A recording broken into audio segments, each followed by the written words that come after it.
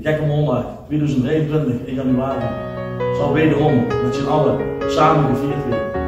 Samen met z'n allen op één plek, namelijk in een grote tent. We hopen dat we met gans Velde echt een fantastische Gekke Moldag gaan beleven.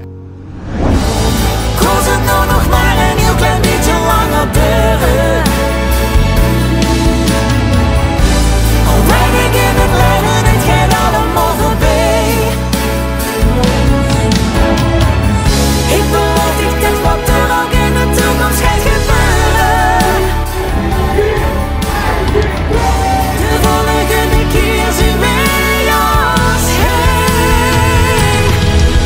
Nou het laatste liedje klinkt, iedereen fijn keer zing. Even stoen bij jij vertellen, het is gedaan.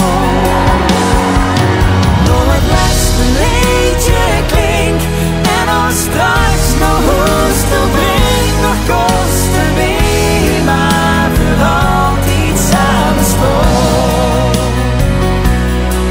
En ik zal eerlijk zien, dit afschietvel is gevoel zien we nog lang niet te ween, nog maar een liedje langer. Het is anders, het is in een tent, maar het is weer met elkaar. Ik denk dat het alleen maar heel erg moeilijk is.